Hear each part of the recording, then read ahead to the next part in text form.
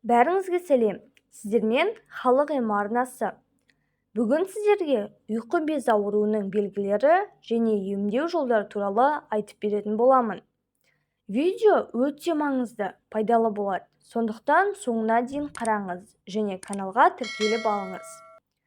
Ұйқы безі ауруының ең бірінші белгісі нәрестің түсі мен иісі өзгеріп бастауы.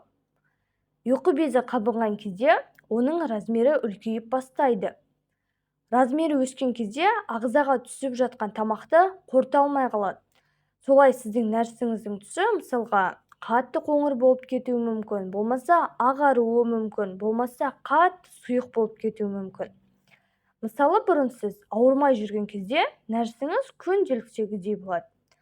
Ал ұйқы безі ауырғанда көбінесе нәжіс суланып кетеді, яғни қатты сұйықтанып кетеді. Және сол нәрестіңізден өте жаман иіс шығатын болады. Екінші белгі сол жақ қабырғасы ауырып бастайды. Көп адамдар сол жақ қабырғасы ауырған кезде іштерін ұстап қалады, өздерін жайсыз сезініп жатады, немесе бүрісіп қалуы мүмкін. Кейбір кезде бұл ауру сезімі оң жаққа қарай берілуі де мүмкін. Оң жақта негізі өт қалтасы орналасқан. Бірақ көбінесе ұйқы безі аурулары сол жақ қабырға астында пайда болады. Кейбір кезде кіндіктің үстіңгі жағына кетуі мүмкін. Кейде қолыңыздың оң немесе сол жағына қарай ұруы мүмкін. Және жақтың астына қарай ұрады. Яғни ауру сезімі осы жақта да көп байқалуы мүмкін. Үшінші белгі, сіздің ішіңіз кебіне беретін болады. Яғни ішіңіз ісіне береді. Көбіне сіз жел шығара бересіз, кейде жел шықпайды, содан ішіңіз ісіп тұрады. Не үшін олай?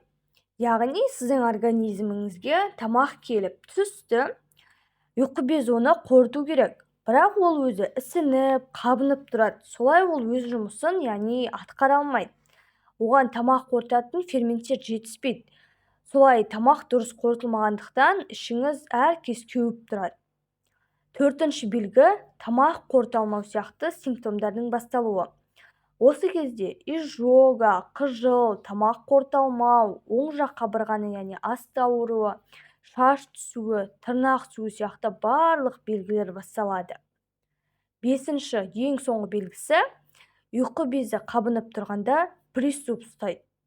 Ол приступ ұстаған кезде қан айналымы бұзылады, нервта қатты қысым болады, адам бүрісіп қалады. Мысалға, көбінесе әйел адам болса, осы приступқа әйел адам яғни шыдай алады. Көбінесе осы приступ кезінде әйелдер тірі қалады. Бірақ еркек адамдар қатты приступ ұстаса өліп кетеді. Осы жерде есте сақтап алатын ең маңызды нәрсе, ұйқы безі ауырып жүр ма? Сразу УЗИға түсіңіз, врачтарға барып қаралыңыз. Осы арқылы ұйқы безі ауруының асқынуынан сақтанасыз. Міне бұл ұйқы безі ауруының 5 белгісі.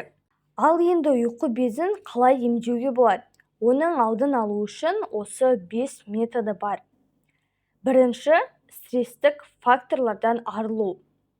Сіз болмашы нәрселер үшін болсын, мысалға бір зат сынып қалса, машинеңіз жүрмей қалса, тағы да басқа осындай мәселелер болып жатса, көп ашулана бересіз, болмаса мынау неге бұлай, мынау неге дұрыс болмай жатыр деп көп уайымдап, яғни стресске түсе беретін болсаңыз, сізде көп ұзамай ұйқы безбен проблемалар басталады.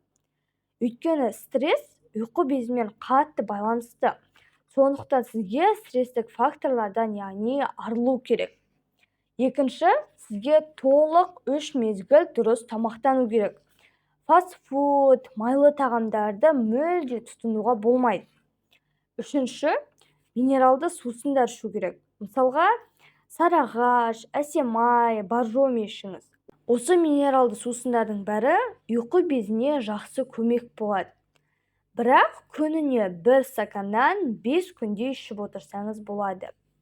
Төртінші, темекі шегу, алкогольді ішімдіктерді мүлде тұтынбау қажет. Себебі алкогольді тұтыну, темекі шегу 60-70%-дай ұйқы безі ауруының асқыну қаупін яғни арттырады. Бесінші, қара құмық ботқасын жеу. Ұйқы безі ауырған кезде қара құмық негізінен ем болады. Бойыңызды билеген аурудан 10 күнде құлан тазаға айығып шығасыз. Ол үшін 10 күн бойы кефирге бұқтырылған қарақұмықты жеуге әдеттену керек.